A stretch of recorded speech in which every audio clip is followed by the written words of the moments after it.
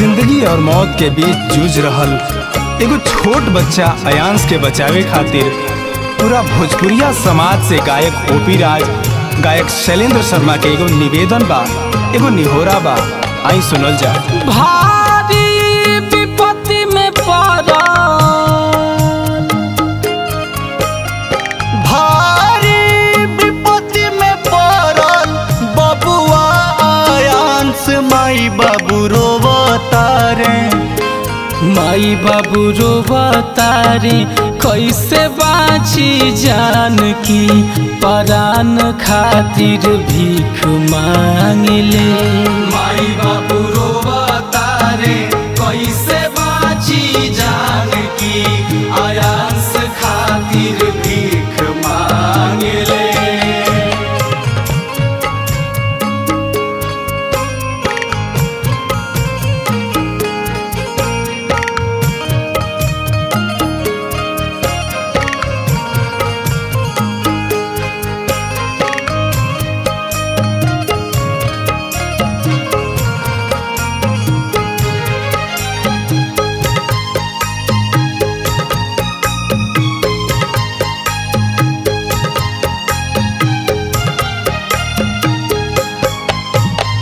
रोई रोई गिरले भुइया, 16 करोड़ के सुइया। रोई रोई गिरले भुइया, 16 करोड़ के सुइया। रोई रोई गिरले भुइया, 16 करोड़ के सुइया।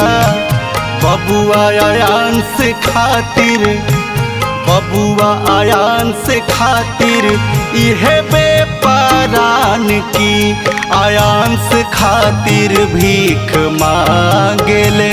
माई बाबू रोवतारे, कैसे बाँची जान की अयांश खातिर भीख मांगले।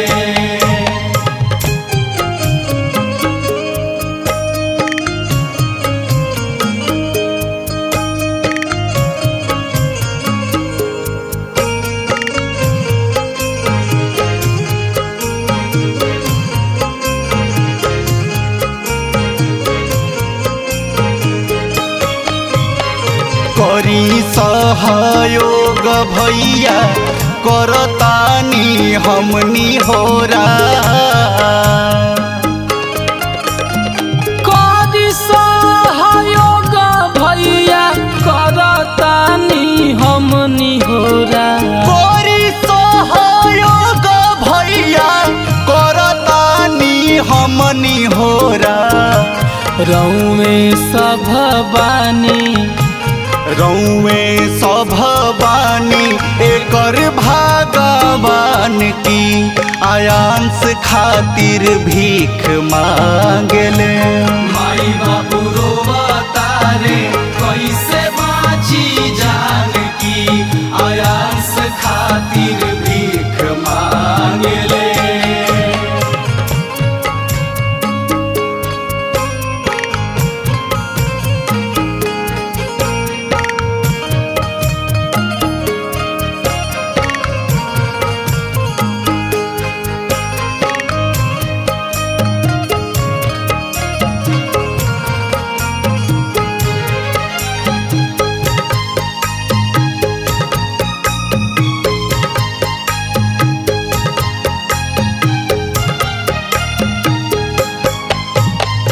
ओपी राज शैलेंद्र भैया, परतारे तोहरे पैया।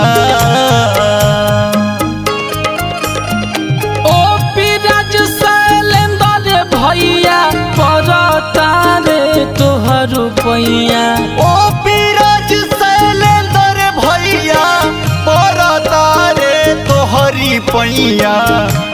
जेपी और रोहित भैया, जेपी और श्याम भैया, करेले गोहार की अयांश खातिर भीख मांगले।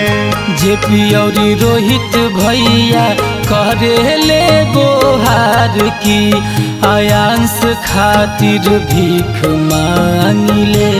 माई बाबू रोवा तारे कैसे